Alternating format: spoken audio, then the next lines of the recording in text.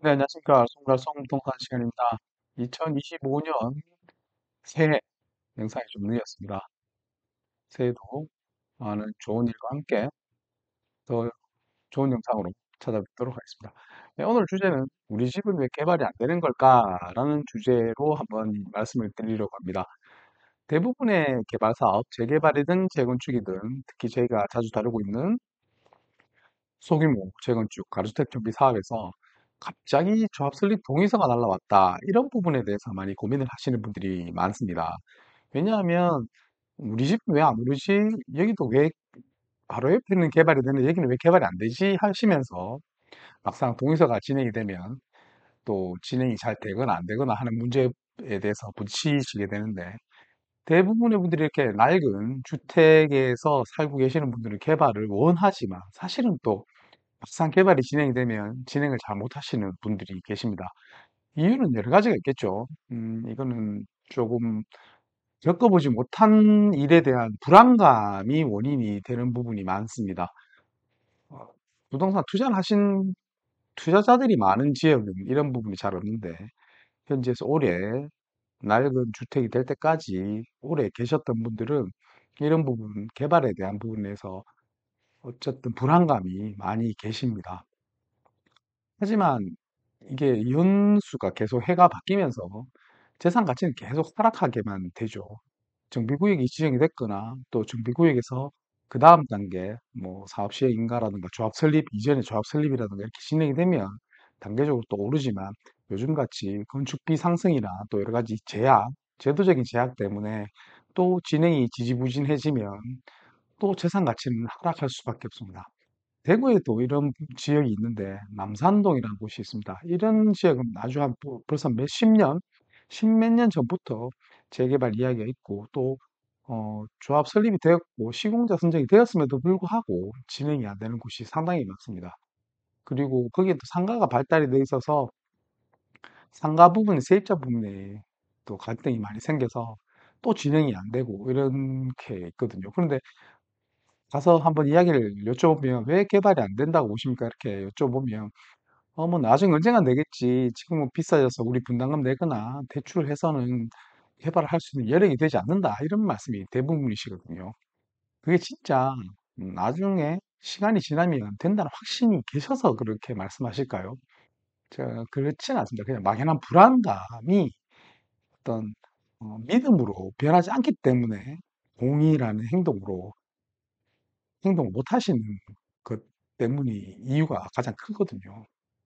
그렇기 때문에 대부분의 재개발 과정에서 보면 저희들이 이런 모습을 보실 수 있습니다. 보상 문제, 이런 부분으로 어, 많은 갈등을 가질 수밖에 없죠.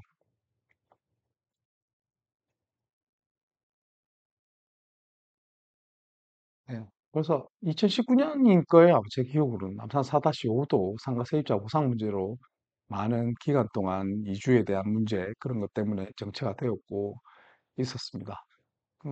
그리고 세입자 보상 문제 가장 큰 문제입니다. 현실적으로 세입자들은 많은 어려움이 있습니다.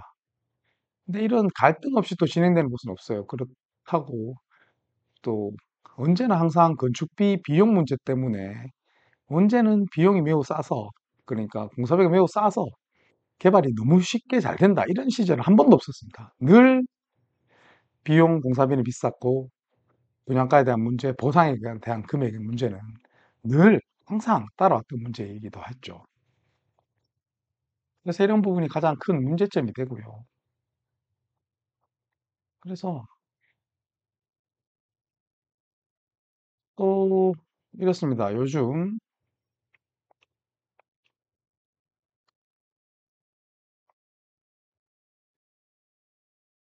또 이렇습니다. 요즘 대구 지방만 예를 좀 들면 종상향이 대대적으로 된 시절이 있었습니다. 대규모 종상향에 대해서 개발에 대한 또 기대감이 올라가면서 주변 호가, 거래는 아니지만 호가는 많이 올라가기도 하죠. 하지만 이 종상향이 된다고 해서 개발이 과연 될까요? 그게 조합이, 그러니까 주민들이 하는 조합이 형성이 되어서 개발을 한다면, 종상향이 된다면 무조건 개발 가능성이 높습니다. 모아타운이 그랬었죠. 모아타운. 네. 종상향은 거의 한계에 대해서 모아타운에 대한 말씀을 드렸는데, 잠시 영상이 끊겼다가 다시 들었습니다. 영상을 했는데, 중간에 마이크가 중단된지 모르고 끝까지 해서 다시 하도록 하겠습니다. 그래서 종상향에 대한 부분에 대해서 말씀을 드렸거든요. 모아타운 같이 어떤 개발 방향이 정해지지 않은 정해진 상태에서 종상향. 그러니까, 이 구역을 다 모아서 조합 방식으로 신청을 하면, 현재 7층까지의 고도 제한을 뭐 11층 혹은 3종으로, 2종이었던 걸 3종으로, 혹은 1종이었던 걸 2종으로 종상향을 해주겠다. 이러면 또 개발이 가능성이 있습니다. 하지만 대구에서 일어났던 일인데요. 지자체장께서 대구의 개발을 위해서 그렇게 하셨겠죠. 물론 여론도 하셔서 그렇겠지만, 대규모 중상향 지역을 이미 먼저 지정을 해버립니다. 주택지에 대한 중상향에 대한 지정을 해버린 것이죠. 그러면 그때는 어떻게 되겠습니까? 뭐 현수막도 많이 붙었었죠. 감사합니다. 뭐 개발을 가능할 수 있게 중상향을 해주어서 너무나 호재죠. 뭐 악재는 아닙니다. 하지만 현실적으로 그 전체적인 중상향이 개발의 가능성을 높여주느냐, 그렇게 생각하지는 않습니다. 이게 방법이 결정되지 않은 상태에서, 음, 그러면 매입 사업으로 인한 개발을 한다고 한번 생각을 해 보시자고요. 그러면 지금까지는 아파트를 짓지 못한 땅의 지주들은 어느 정도 시세가 뭐 평당 얼마다 이렇게 생각했다가, 갑자기 어느 날, 내가 가지고 있는 땅이 아파트를 지을 수 있는 땅이 되어버렸다. 그러면 평상시에 평당 뭐한 1,000만 원 하던 금액이 종상향이 되면서 평당 1,000만 원에도 나는 개발에 동의하겠다고 하시는 분들이 과연 몇 명이 나오실까요? 누구도 그렇게 하진 않죠. 지금까지 단층으로밖에 지을 수 없어서 뭐 어떤 시세에 대해서 오케이를 하셨다면, 종상향이 된 이후에는 그 금액 훨씬 상회하는 금액을 제시를 해야지만 개발에 동의를 하게 됩니다. 그렇기 때문에 대규모 종상향이 바로 어떤 호재로 인해서 진행이 된다. 이건 더 불가능한 일인 것을 실제로 확인이 되고 있습니다. 그러니까 개발이 더 어려워지는 거죠. 기대 보상 금액만 상승이 되기 때문에 그런 거죠. 그러면 또 방법은 있습니다. 그보다 더 신축 아파트 시세가 올라가면 또 추후에 개발이 되겠지만, 당장에 대규모 방법이 결정되지 않는 종상에는 아무런 개발에 도움이 되지 않습니다. 그 다음에 그렇기 때문에 또 소규모 정비 사업의 한계도 개발의 어려움으로 한 가지가 나올 수 있는데요. 소규모 정비 사업은 정부에서 대안으로 제시한 겁니다. 왜 대안으로 제시를 했을까요? 지금까지 어떤 개발에 대한 어떠한 이야기도 나오지 않는 지역이 소규모 정비 사업으로 전환이 되었을 가능성이 상당히 높습니다. 그것은 뭐냐면, 사업성이 낮거나 시장적 사업성이 낮을 수밖에 없겠죠. 개발이 제한이 되었었으니까. 그러면 정비구역 지정도 되지 않고 어떠한 개발 계획도 없이 30년, 40년 지나온 노후된 주택지가 많이 있을 겁니다. 그래서 주- 또 그렇기 때문에 정부가 대안을 제시했는데, 또 소규모이기 때문에 나는 반대한다. 네, 이런 부분 때문에 또 개발이 어려워지는 거죠. 이런 모든 문제가 마찬가지 한 가지 이유 때문이라고 어떤 전문 서적에서도 많이 이런 식으로 이유를 제시하고 있습니다. 인간의 위험 회피 본능 때문이라고 하는데요. 얻는 것보다 잃는 것에 더 예민하기 때문에 변화에 대한 막연한 불안감으로 개발에 반대하는 경향이 매우 큽니다. 이거는 젊은 층보다 나이가 좀 드시면 드실수록 더더욱 이런 위험 회피의 본능이 더 커지는데요. 그건 당연한 거라고 볼 수 있죠. 왜냐하면 처음에 처음이 아니라 이제 젊었을 때는 수입도 있고 어느 정도 실패를 좀 하더라도 복구할 수 있는 시간과 또 자신감 같은 게 있을 수 있지만, 은퇴 시기가 다가오고 또 어떤 수입이라든가 이런 게 불안정해지는, 좀 나이가 많은 노인 인구가 되면은 이런 위험을 회피하는 건 당연한 것이죠. 거기다가 또 얼마나 많은 잘못된 사례들이 이슈화가 되는 게 많습니까? 정상적으로 진행되는 현장 같은 게 뉴스가 되진 않죠. 어떤 뭐 어떤 문제 때문에, 조합의 문제 때문에 조합 사업이 중단되었다거나 어떤 피해자가 발생되거나 이렇게 되는 것이 뉴스로 나올 수밖에 없지 않습니까? 그러면 그런 특별한 사유가 아주 일반적인 사유처럼 일반인들은 인식을 할 수밖에 없습니다.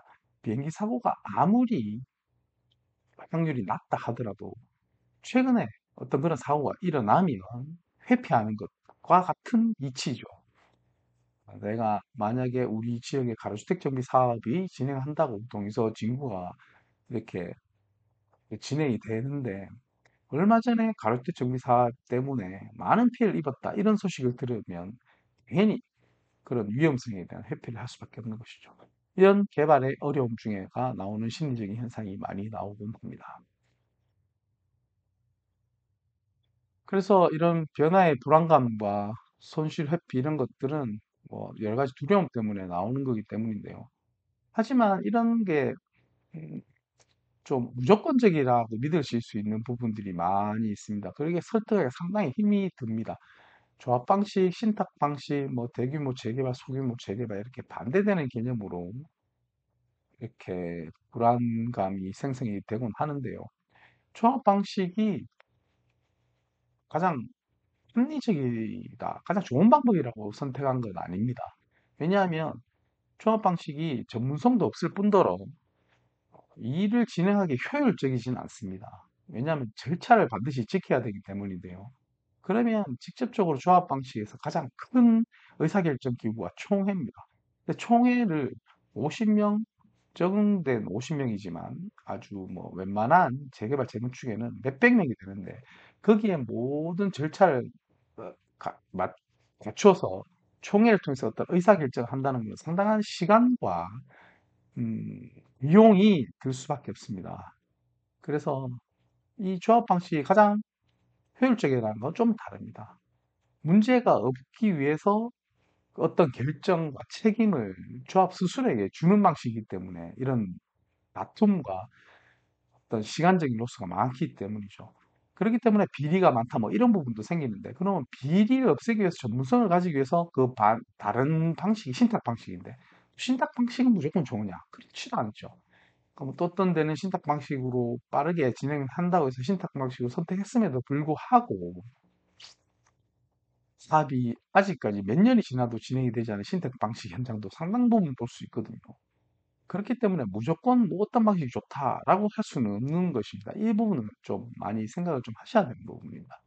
그래서 대규모 재개발이 좋다. 좋은 점도 있죠. 그래서 소규모 재개발은 무조건 안 좋다. 그렇지는 않다는 것이죠. 대규모 재개발만 믿고 소규모 재개발을 했었으면 최선이 아니더라도 사선책으로 어떤 개발을 진행이 되면서 재산적인 증식은 아니더라도 손해보는 것을 좀 줄일 수 있거나 혹은 매매를 통해서 다른 자산으로 갈아탈 수 있는 기회는 올 수 있는데 무조건 대규모 재개발만 보고 있다가 이렇게 노후화된 불편한 그런 주택, 그런 생활 환경 속에서 계속 시간만 지나다 보면 아무런 실익이 없는 경우가 많은 것이죠. 가로주택 사업도 마찬가지입니다. 가로주택 사업이기 때문에 잘 됐다. 가로주택 사업이기 때문에 안 된다. 이런 식의 의사결정은 좀 개발을 할 수 없는, 결국은 손해는 본인들의 재산이기 때문에 이런 부분은 반드시 구분해서 생각을 해 주셔야 되는 부분이죠. 그렇다면 해결은 뭐냐? 사실, 음,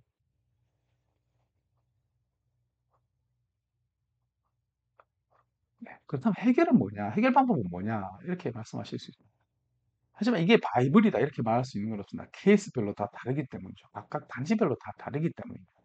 하지만 실내 구축에 좀 연관되는 부분인데요. 결국 성공 사례를 제시하고 또 투명한 프로세스가 같이 합쳐져야지만 신뢰가 구축이 되겠죠.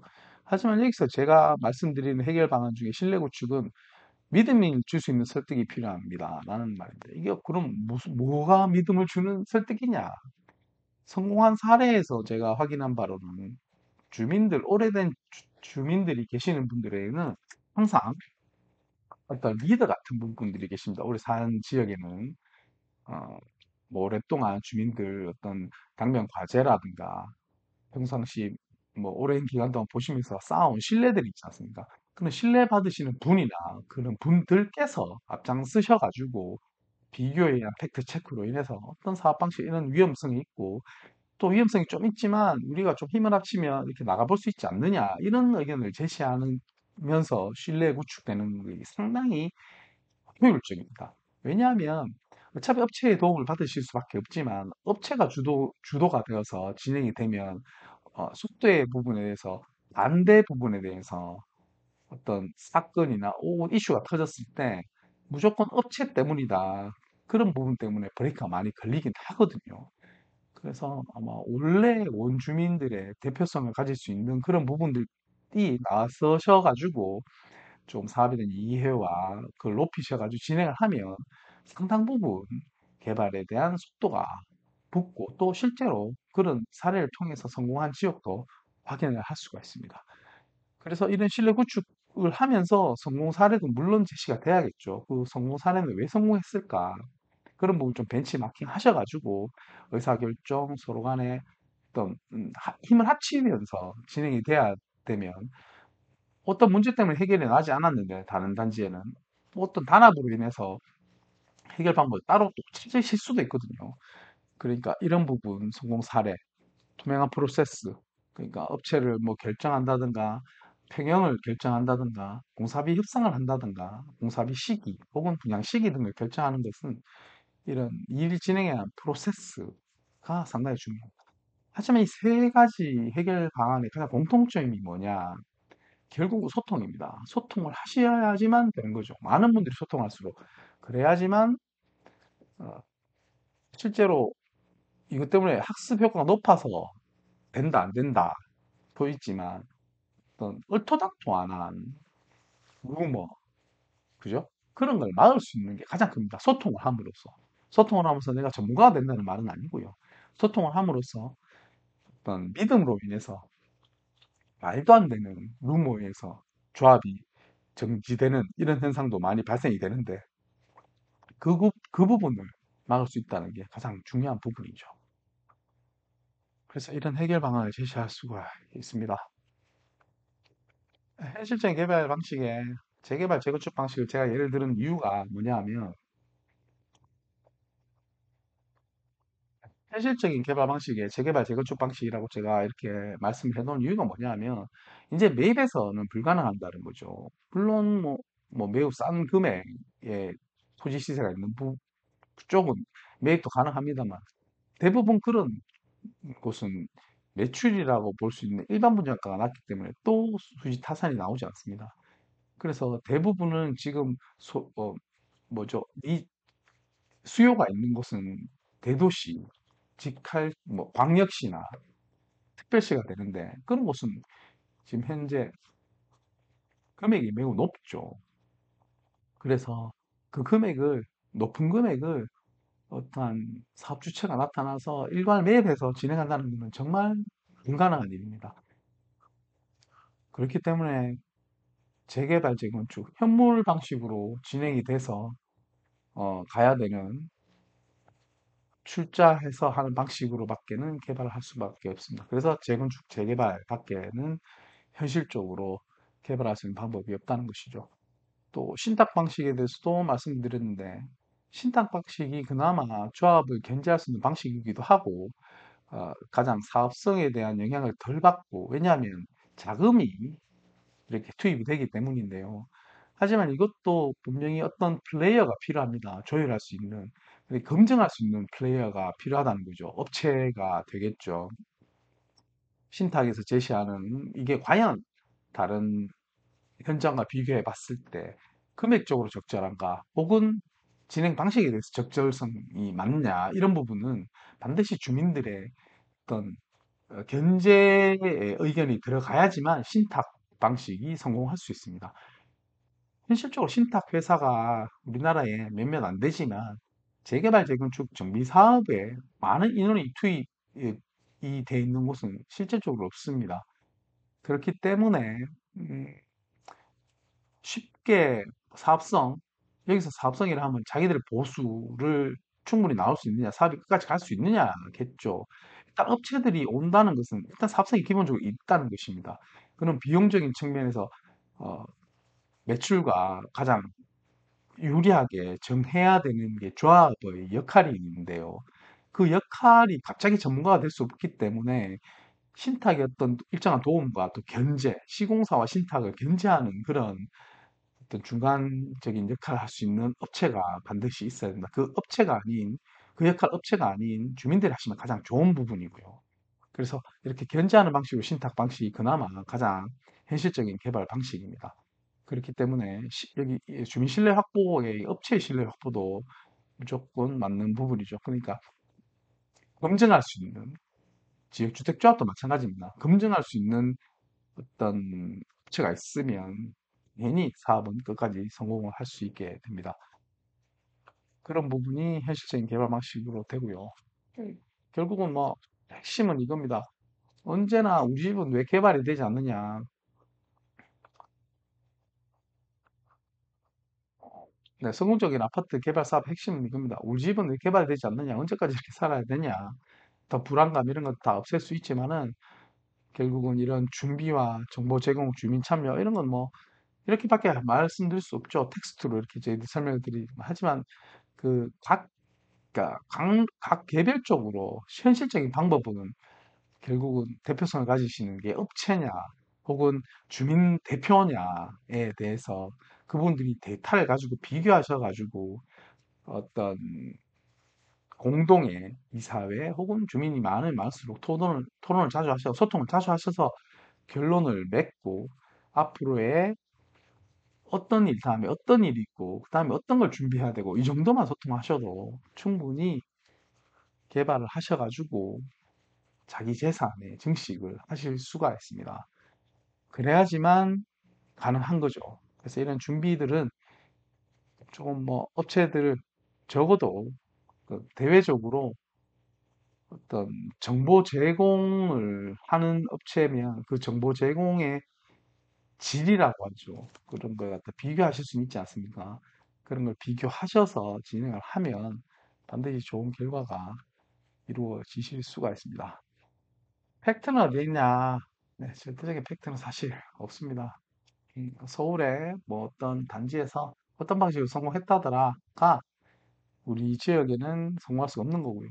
제가 결론적으로 말씀드리고 싶은 건 그것입니다. 차선책, 최선이 아닌 차선책이라도 개발을 하시는 염해하지만 어떤 개개인별의 목표가 다르더라도 그나마 자산을 지키실 수가 있습니다.